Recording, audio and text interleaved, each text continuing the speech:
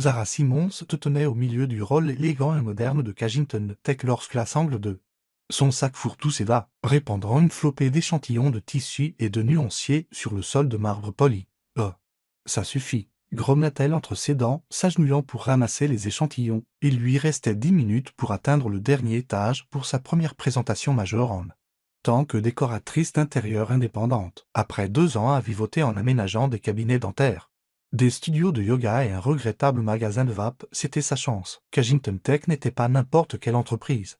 C'était la société de logiciels à la croissance la plus rapide de la côte et son PDG était réputé impossible à impressionner. Besoin d'un coup de main, Zara leva les yeux. Un homme en costume Andesite sur mesure s'accroupit à côté d'elle, lui tendant une pile d'échantillons de couleurs. Ses cheveux étaient foncés et légèrement en bataille, comme s'il venait de passer sa main dedans. Ses yeux étaient vifs, étrangement familiers. Définitivement pas quelqu'un du personnel du rôle. « Merci », dit-elle rapidement, ses joues s'échauffant. La stupide sangle a cassé. Il hocha brièvement la tête et se leva, se brossant les mains. « Vous êtes là pour la conception des bureaux ?» Elle cligna des yeux. « Oui, comment l'avez-vous su? J'ai de bons instincts, dit-il. » Puis il se tourna et se dirigea vers l'ascenseur. Avant d'entrer, il ajouta nonchalamment « Il vous faudra le 42e étage. » L'aile privée. Les portes se refermèrent avant qu'elle ne puisse le remercier à nouveau. Zara fourra le désordre dans son sac et courut vers les ascenseurs, le cœur battant. 42e étage. Et privé. Ce n'était pas dans le mail original. Mais elle n'allait pas discuter.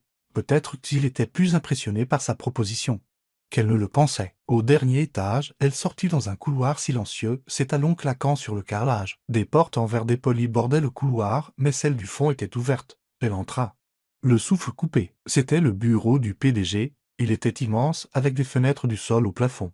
Des sols en marbre noir, des lignes épurées et modernes, mais d'une certaine manière, froid, élégant, cher, mais vide. Aucune chaleur, aucune personnalité, juste la puissance. Mademoiselle Simon. Elle se retourna et faillit s'étouffer. L'homme du rôle se tenait derrière un bureau élégant, sans sa veste maintenant, les manches retroussées juste assez pour laisser apparaître des avant-bras musclés. Il la regardait avec une légère expression amusée. « Vous êtes le PDG ?» demanda-t-elle, stupéfaite. « Michael Kensington, dit-il simplement, contournant le bureau. Et vous êtes celle que mon assistante prétend pouvoir rendre cet endroit humain. » Zara redressa le dos. « Je peux, si vous me le permettez. » Il haussa un sourcil, clairement intrigué. « Alors, montrez-moi. » L'heure suivante fut un tourbillon de croquis, d'échantillons et de paroles rapides. Zara lui expliqua sa vision, introduisant de la chaleur par la texture, superposant des tons riches, équilibrant la puissance avec le confort. Il n'interrompit pas, ne sourit pas, ne laissa rien transparaître. Quand elle eut fini, elle prit une inspiration. « C'est la direction que je prendrai. Si vous voulez quelque chose qui exprime plus que l'argent. » Michael resta silencieux un long moment. Puis, « Vous êtes engagé. » Elle cligna des yeux. « Je le suis. J'aime les gens qui n'ont pas peur de me dire ce que j'ai besoin d'entendre. » Il jeta un coup d'œil autour du bureau. « Et je déteste cet endroit. Réparez-le. » Zara retint de justesse sa mâchoire de tomber. « D'accord, dit-elle, attrapant ses affaires avant de pouvoir tout gâcher. « Je vous enverrai une proposition complète d'ici demain. » Alors qu'elle se tournait pour partir, sa voix l'arrêta. « Mademoiselle Simon. » Elle se retourna. « Je le pensais. Je veux que cela semble humain. » Ses yeux rencontrèrent les siens à l'instant. « Faites tout ce qu'il faut.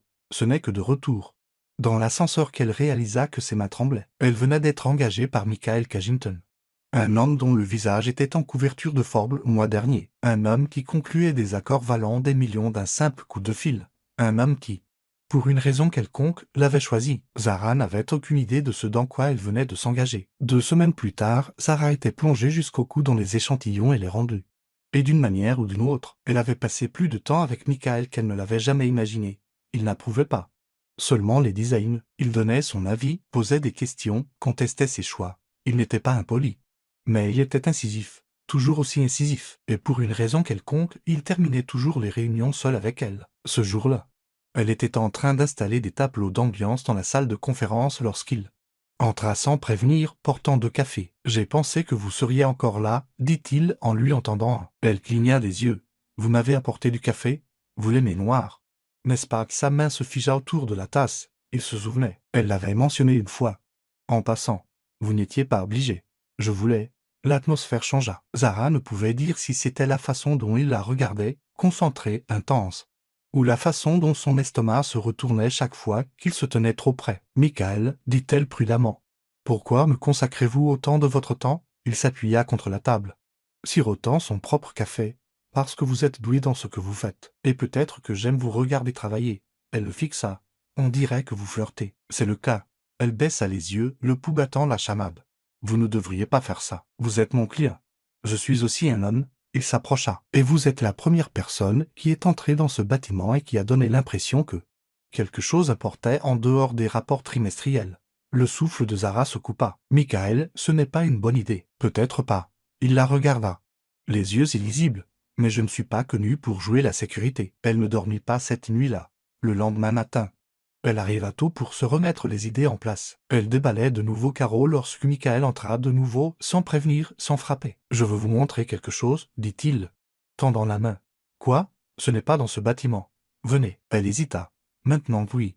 Contre toute logique, elle lui prit la main. Il ne l'emmena pas dans un restaurant ni dans un showroom chic. Il la conduisit personnellement dans une élégante Aston Martin noire, jusqu'à une rue tranquille en dehors de la ville où il se gara devant une maison de Villan. « Brick, c'est le premier endroit où j'ai vécu seul, dit-il doucement. Avant l'argent. Avant tout ça. » Zara le regarda. « Pourquoi me montrez-vous ça?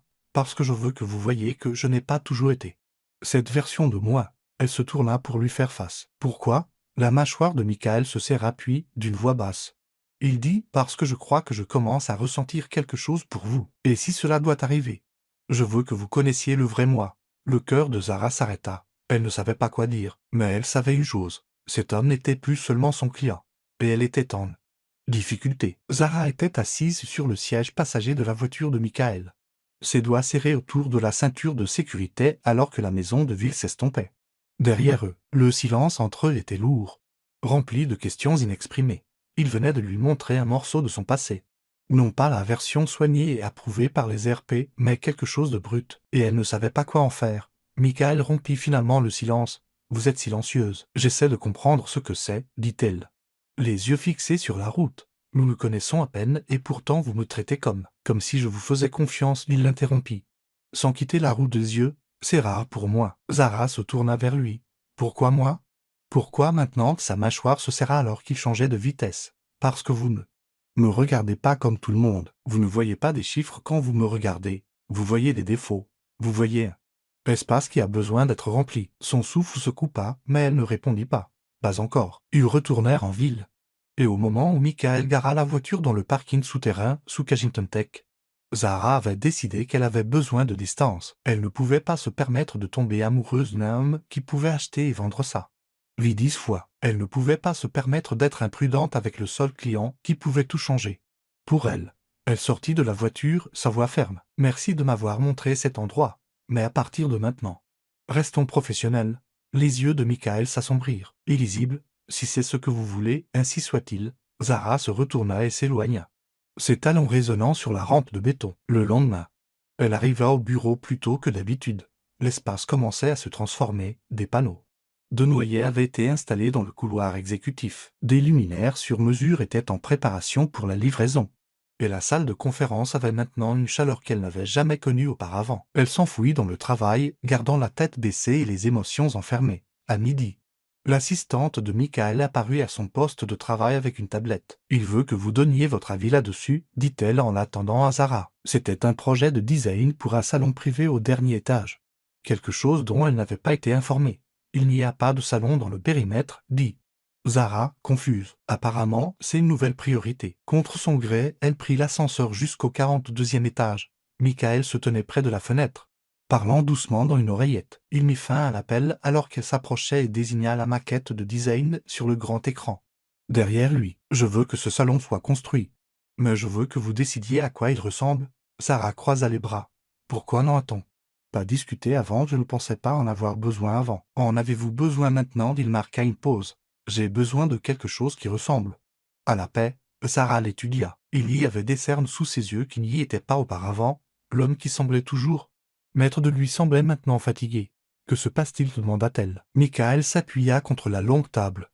Ses yeux lointains. « Quelqu'un en qui j'avais confiance a essayé de me nuire. Un partenaire dans une affaire à l'étranger. J'ai éteint des feux toute la semaine. » C'était la première fois qu'il admettait sa vulnérabilité. Pas de fioriture, pas de façade polie. « Pourquoi me le dire ?» demanda-t-elle. « Parce que vous êtes la seule ici, il ne gagne rien à mon succès. » Zara prit une nuante inspiration. Si je le conçois, ce sera pour vous, pas pour le spectacle, pas pour les clients. Pour vous, son regard se leva vers le sien. C'est exactement ce que je veux. Elle hocha la tête. Alors j'aurai besoin d'accéder à vos préférences personnelles. Musique, couleurs préférées, textures vers lesquelles vous gravitez. Je veux construire quelque chose qui reflète qui vous êtes vraiment. Il hésita. Vous êtes sûr de vouloir vous rapprocher à ce point? Je n'ai pas peur de vous voir clairement. Elle soutint son regard. Avez-vous peur d'être vu? Il ne répondit pas. Au cours de la semaine suivante, Zara se jeta à corps perdu dans le nouveau projet. Elle demanda tout, vieilles photos, liste de lecture, même l'odeur de son parfum préféré. Michael ne résista pas. Il lui donna accès à des parties de lui que personne d'autre n'avait jamais demandé. Elle découvrit qu'il écoutait de la musique classique tard le soir, que son endroit préféré au monde était une cabane tranquille en Norvège qu'il n'avait pas visitée depuis des années, qu'il détestait les espaces de vie à air ouverte parce qu'ils lui rappelaient le chaos dans lequel il avait grandi. C'était une intimité avec des limites, profondes mais non dites, jusqu'à une nuit où Zara resta tard pour examiner des échantillons de matériaux et il entra portant une bouteille de vin et 2 verres. « Vous êtes là depuis 10 heures, dit-il. Faites une pause. » Elle hésita. « Ce n'est pas un rendez-vous. »« Je sais, répondit-il. Mais le vin est déjà ouvert. » Elle accepta le verre. Ne serait-ce que parce que son corps était endolori et que son cerveau semblait griller. Ils s'assirent sur la section inachevée dans le coin du salon. Entourés de cartons et d'offices, la ville brillait sous les fenêtres. Les gratte-ciels scintillantes comme des étoiles. Zara prit une gorgée. Vous savez, je ne m'attendais pas à tout ça. À quoi vous attendiez-vous? À un cadre sans âme qui voulait un tableau Pinterest collé sur ses murs. Michael rit, vraiment rit. C'était grave et rauque et inattendu. Elle le regarda, stupéfaite. C'est la première fois que je vous entends rire. Peut-être que je n'ai pas souvent l'occasion. Le moment resta suspendu entre lourd et électrique. Zara posa son verre. Je devrais partir. Michael ne bougea pas. Ou vous pourriez rester. Elle se leva. Je vous l'ai dit avant. Je ne peux pas mélanger les affaires avec tout ça. Et je vous l'ai dit, dit-il en se levant. Pour la rejoindre, je ne fais rien à moitié. Zara leva les yeux vers lui, un nœud dans la gorge. Alors peut-être que je ne suis pas la bonne personne pour ce travail. Il s'approcha. Ou peut-être que vous êtes la seule qui ait jamais vu le travail pour ce qu'il était vraiment. Elle secoua la tête, reculant. J'ai besoin d'espace. Michael ne la suivit pas. Il la regarda simplement partir, lorsque les portes de l'ascenseur se refermèrent derrière elle. Zara pressa son front contre le mur, le cœur battant. Elle n'était pas sûre de fuir quelque chose de dangereux ou la seule chose qu'elle avait attendue. Toute sa vie, la pluie claquait contre les murs vitrés de l'appartement de Zara alors qu'elle se penchait sur sa table à dessin, mesurant les proportions des étagères sur mesure qu'elle avait conçues pour le salon privé de Michael. La ville se brouillait au-delà de la fenêtre. Un fouillis de traînées argentées et de reflets néons. Elle ne l'avait pas vu depuis 4 jours. Elle s'attendait à ce qu'il l'appelle, qu'il insiste, qu'il la défie comme il le faisait toujours. Mais le silence était pire, plus fort d'une certaine manière. Et la laissait tirailler entre le regret et l'autopréservation. Un coup sec brisa le rythme de la tempête. Elle jeta un coup d'œil à l'horloge juste après 20 heures. Elle n'attendait pas de livraison. Et personne ne venait jamais aussi tard. Quand elle ouvrit la porte, Michael se tenait de l'autre côté, l'eau dégoulinant des épaules de son manteau de laine sombre. Il avait l'air d'avoir traversé la tempête sans s'en rendre compte. Le souffle de Zara se coupa. « Comment savez-vous où j'habite? J'ai demandé à votre assistante, dit-il. Elle ne voulait pas me le dire. Je lui ai dit que c'était pour une urgence de design. Ce n'est pas drôle. » Je ne ris pas.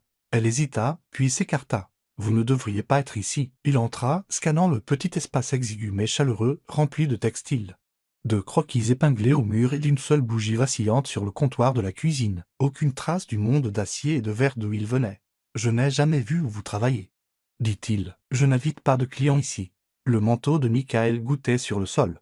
Il ne semblait pas le remarquer. « Je n'ai pas arrêté de penser à la façon dont vous êtes parti. Vous me demandiez de franchir une ligne que je ne peux pas me permettre de brouiller. Vous pensez que c'est une question de pouvoir? » Il se tourna vers elle. « J'ai eu le contrôle de tout dans ma vie ces 15 dernières années. Mais d'une certaine manière, je n'arrête pas de penser à une femme qui m'a dit d'ajouter du velours à ma salle de conférence. » Zara croisa les bras. « Vous devez arrêter de faire ça. » « Faire quoi? Transformer tout en défi. Vous poussez. Je résiste, vous chassez, je fuis. Ce n'est pas une relation, c'est un jeu. » L'expression de Michael changea. Quelque chose de brut vacillant dans ses yeux. « J'avais un frère aîné. Il est mort quand j'avais 19 ans. » Ses bras retombèrent le long de son corps. « Quoi? C'est lui qui voulait créer une entreprise. Je voulais juste survivre. Mais après l'accident, j'ai tout hérité, ses plans, ses investisseurs. Son nom sur les brevets. Je n'ai pas construit Kagington Tech seul. Je l'ai construit parce que je me sentais trop coupable pour ne pas le faire. Zara s'approcha. Sa voix basse. Pourquoi me dites-vous ça maintenant? Parce que je suis fatigué de prétendre que je suis incassable. Vous êtes la seule personne que j'ai rencontrée depuis des années qui voit à travers l'armure, et je veux être vu par vous. Pas comme un client, pas comme un chèque de paie, comme un homme. La pluie dehors s'apaisa mais le silence à l'intérieur s'approfondit. Vous me connaissez, paix, murmura-t-elle. Je connais la façon dont vous dessinez quand vous êtes nerveuse. Je sais que vous détestez l'éclairage zénital. Je sais que vous fredonnez lorsque vous calculez des mesures. Je sais que vous vous êtes battu pour exister dans un monde qui n'a cessé de vous sous-estimer. La gorge de Zara se serra. Vous ne devriez pas dire ces choses. Pourquoi pas? Parce que je veux les croire. Il s'approcha. Alors, croyez-les. Son pouls battait la chamade dans ses oreilles.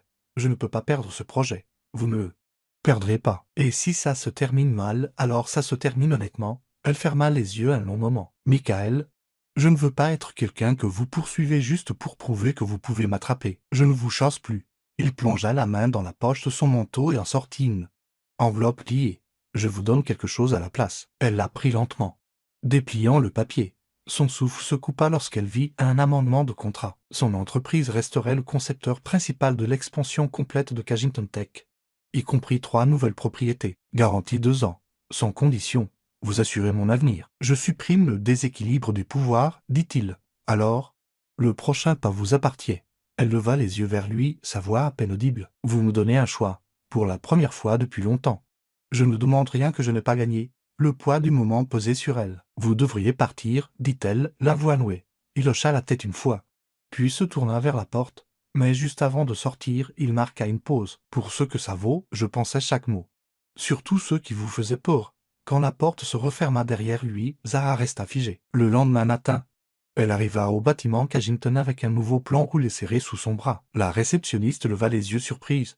Zara n'avait pas été vue depuis la proposition de salon. Zara n'attendit pas. Elle contourna les assistants, les stagiaires, les regards méfiants, et marcha droit vers l'ascenseur. Elle ne s'arrêta que lorsqu'elle atteignit le dernier étage. Michael arpentait le salon, toujours inachevé, mais déjà transformé par des tons profonds et un éclairage doux. Il se tourna en entendant la porte. « Vous êtes revenu ?» Elle marcha droit vers la table et claqua le nouveau plan. « Je l'ai redessiné. » Son expression était illisible.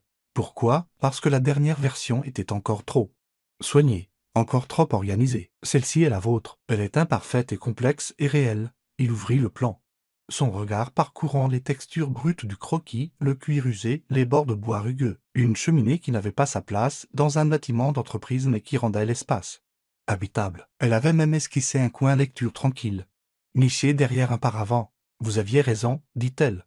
Ce n'était jamais juste le projet, c'était trouver quelque chose d'honnête. Michael posa le plan puis la regarda. Cela signifie-t-il que vous restez je ne vais nulle part?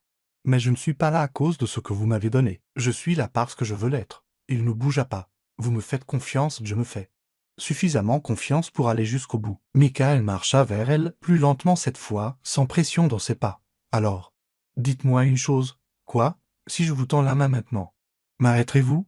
Elle ne répondit pas. Au lieu de cela, elle se jeta dans ses bras. Une semaine plus tard, Zara se tenait seule dans le salon privé qu'elle avait fini de concevoir. Les derniers fauteuils en velours avaient été livrés ce matin-là et le tapis en laine tissée reposait maintenant à plat sous la table basse à café. Le parfum de bergamote et de cèdre se diffusait dans l'air.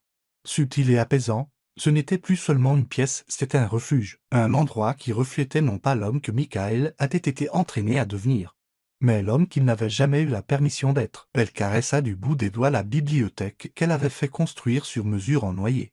Vieillis, les titres alignés sur les étagères n'étaient pas des manuels d'affaires ou des tomes de finances, mais des romans, de la poésie et des recueils d'essais, des livres que Michael lui avait dit autrefois qu'il lisait lorsqu'il avait encore le temps de se sentir comme une personne. Derrière elle, la porte s'ouvrit avec un léger clic. « Je pensais que vous seriez parti avant mon retour, dit Michael, défant les boutons de son manteau. « J'ai failli l'être, répondit Zara sans se retourner.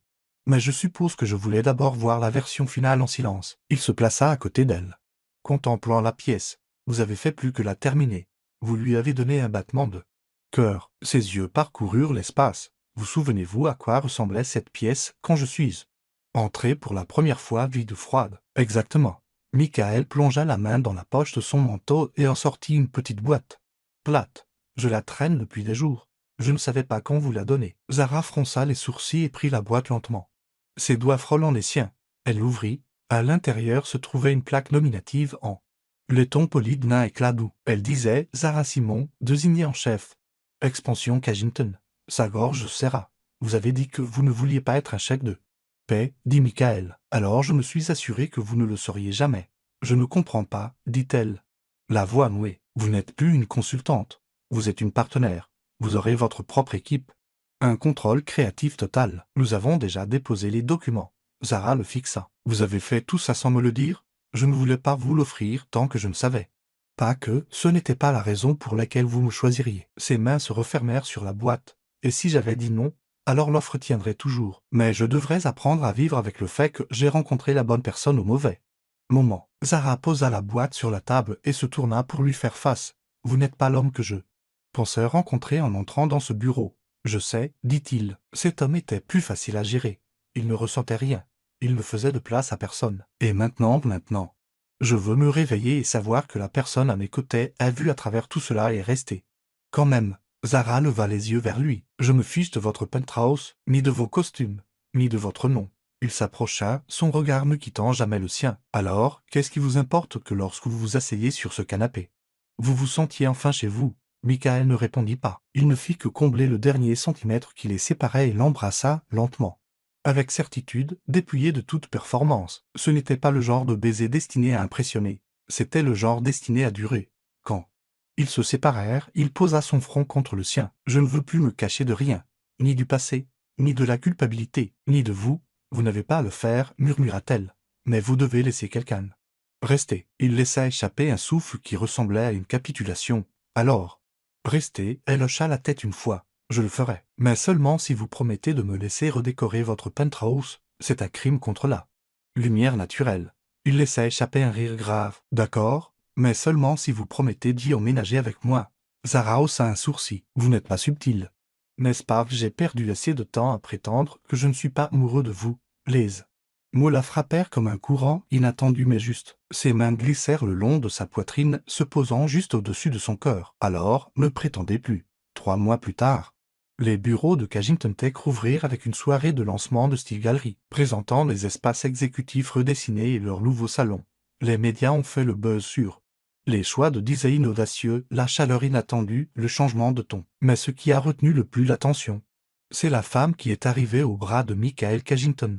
Elle portait une combinaison Anne Jassek avec des poignets dorés et un sourire facile. Ses cheveux relevés non pas pour l'élégance mais pour la commodité. Elle s'arrêtait pour serrer des mains, répondre à des questions et rire des expressions stupéfaites de ceux qui ne s'attendaient pas à ce que le PDG le plus illisible du monde ait l'air si humain. Lorsqu'un journaliste a demandé ce que l'on ressentait d'être le couple le plus puissant de la technologie, Michael a simplement répondu « Le pouvoir ne signifie rien si vous n'avez personne avec qui le partager ». Et Zara, elle le regarda simplement, les yeux doux mais fermes, et dit « J'ai été embauché pour décorer un bureau. Je ne savais pas que je construirais une vie. » Plus tard dans la nuit, lorsque les invités furent partis et que les lumières s'éteignirent, il l'entraîna dans le salon qu'elle avait construit et la conduisit à la cheminée. « J'ai encore une chose à demander, dit-il, plongeant la main dans sa veste. Le souffle de Zara se coupa lorsqu'il s'agenouilla à ouvrir une petite boîte en velours. À l'intérieur se trouvait une bague, simple, élégante, intemporelle. « J'ai passé des années à construire des choses qui me survivraient, dit-il, mais ça, nous. C'est la seule chose que je veux qui dure pour toujours. » Elle n'attendit pas. Elle s'agenouilla à ses côtés, lui jeta les bras autour du cou et murmura « Oui, plus tard. » Alors qu'ils étaient assis ensemble près du feu, sa tête sur son épaule et ses doigts entrelacés avec les siens. Michael regarda de nouveau la pièce. Ce n'était plus seulement un salon, c'était là qu'il avait trouvé la seule chose que l'argent ne pouvait acheter. Et cette fois, il ne la laisserait pas partir. Le soleil filtrait doucement à travers les baies vitrées du penthouse de Michael, projetant des rubans de lumière sur les parquets en chêne blanc. Zara se tenait pieds nus au milieu de l'espace de vie nouvellement redessiné, ses doigts traçant le bord du comptoir de petit déjeuner en pierre qu'elle avait choisi elle-même. La pièce n'était plus un monument froid et élégant à la richesse. Elle était chaleureuse, habitable, remplie de textures et de couleurs qui murmuraient le confort au lieu de crier le statut. Dehors, la ville bourdonnait en dessous, mais entre ses murs, c'était le silence, le genre de silence qui vient de la paix et non de l'absence. Michael sortit du couloir, ajustant le revers d'une chemise marine. Ses yeux trouvèrent immédiatement Zara. « Vous êtes debout tôt, dit-il en se dirigeant vers elle. « Je n'ai pas pu dormir, répondit-elle. sa voix douce. Je n'arrêtais pas de penser à votre mère. L'expression de Michael changea, non pas de tristesse, mais de réflexion. Elle a appelé hier soir, après que l'annonce des fiançailles soit devenue publique. Les sourcils de Zara s'haussèrent, et elle nous a invités à dîner. Elle a dit qu'elle voulait rencontrer la femme qui sait clairement comment me gérer. Zara rit doucement. Dois-je être nerveuse? Elle vous aime déjà. Elle m'a dit qu'elle ne m'avait pas vu aussi équilibrée depuis avant. Tout. Zara lui tendit la main. Alors, nous irons.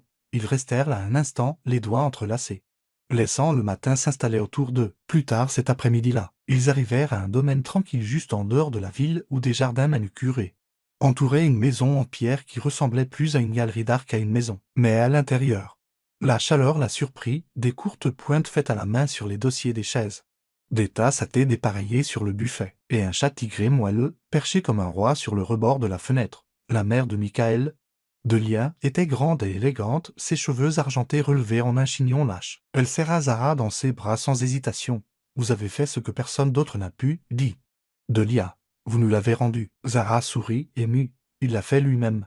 Je l'ai juste aidé à se souvenir de qui il était. » Le dîner se passa avec des rires, du vin et des histoires que Zara n'avait jamais entendues. Comme la fois où Michael avait essayé de construire une cabane dans les arbres en n'utilisant que du ruban adhésif et de la volonté, ou comment il avait été suspendu pour avoir refusé de vendre un projet scientifique qu'il avait accidentellement rendu viral en ligne. Sur le chemin du retour, Michael tendit la main et la posa sur sa cuisse. Sa voix basse. « Vous vous intégrez mieux à ma vie que je n'aurais jamais imaginé que quiconque puisse le faire. » Zara se pencha contre lui. « C'est parce que vous avez arrêté d'essayer de la faire entrer dans un moule. » Quand ils retournèrent en ville, ils trouvèrent un colis qui les attendait au bureau de sécurité. À l'intérieur se trouvait une photo encadrée, Michael et Zara, dans le salon pendant la soirée de lancement, son bras autour de sa taille, sa tête inclinée vers lui, tous deux inconscients que la photo avait même été prise. Il y avait un mot de son assistante. « Marla, vous avez tous les deux l'air d'avoir enfin soufflé. » Zara la plaça sur la console de l'entrée sans un mot. Aucun des deux n'avait besoin de dire quoi que ce soit. 2 mois plus tard, le mariage eut lieu dans le jardin d'une villa restaurée au bord du lac de Côme. C'était privé, intime et entièrement le leur. Zara portait une robe en soie écrue avec les épaules dénudées et un voile brodé à la main par sa grand-mère, et Michael un costume gris ardoise sans cravate. Juste une seule rose blanche épinglée à son revers, tandis que Zara descendait l'allée, escortée par son jeune frère. Elle vit dans les yeux de Michael non pas de la fierté, ni du triomphe, mais de l'admiration, comme s'il ne pouvait croire qu'elle était réelle. Lorsqu'elle l'atteignit, il murmura « Tu donnes l'impression que toutes les versions de ma vie avant toi n'étaient qu'une répétition. » Ils échangèrent leurs vœux sous une canopée de branches d'olivier et de roses de fin de printemps. Chaque mot fut prononcé sans hésitation, sans peur. Elle promit de le rejoindre là où il était. Toujours. Il promit de ne plus jamais se perdre dans le bruit. La réception fut plus une célébration qu'un spectacle, de longues tables remplies d'amis, des rires résonnant sous les étoiles, la lueur des bougies vacillant sur le verre à vin. Zara dansa pieds nus à la fin de la nuit, ses chaussures oubliées depuis longtemps, sa robe parsemée d'herbe et de joie. Michael la serra contre lui pour une dernière chanson, posant son front contre le sien tandis que des cordes jouaient doucement au loin. « Je pensais que la plus belle chose que j'ai jamais construite était cette entreprise, » murmura-t-il. « Mais c'est ça, toi et moi, cette vie. » Elle l'embrassa lentement et sûrement. Et ce n'est que le début. Dans les mois qui suivirent, les choses changèrent, non pas de façon spectaculaire, mais profondément. Le cabinet de design de Zara s'étendit sur un étage entier du bâtiment Kensington, son nom gravé dans le verre. Son équipe grandissait, triée sur le volet parmi les talents sous-représentés de la ville. Elle mentorait férocement, défendait avec passion et ne transigea jamais sur sa vision. Michael se retira des opérations quotidienne. Il resta à la tête, mais il partait maintenant assez tôt pour cuisiner le dîner, pour se promener en ville au coucher du soleil avec Zara, pour apprendre le nom de chaque personne de son équipe. Ils voyagèrent, des escapades tranquilles dans des endroits qui les nourrissaient. Kyoto en automne, la campagne anglaise au printemps, une cabane en Norvège où ils allumèrent un feu et lurent pendant des jours. Ils ne précipitèrent rien, ils n'en avaient pas besoin.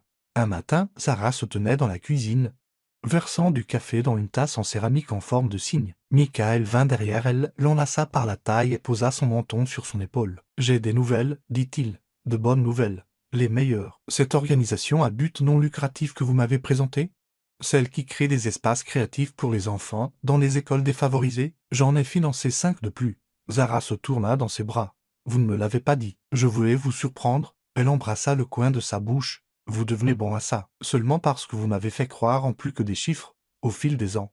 Ils prirent l'habitude de transformer les moments ordinaires en moments sacrés. Le petit déjeuner sur leur balcon devint un rituel. Les dimanches matins étaient faits pour la grasse matinée. Chaque année, à l'anniversaire de sa première présentation, Michael ramenait Zara au bureau original, maintenant un espace d'équipe redessiné, et il s'asseyait sur le même canapé qu'elle avait choisi pour lui. Il ne parlait pas de fin, seulement de début. Et bien que le monde continuât de changer autour d'eux, une vérité ne changea jamais, ils se choisirent, pas seulement une fois, chaque jour, de toutes les manières, toujours.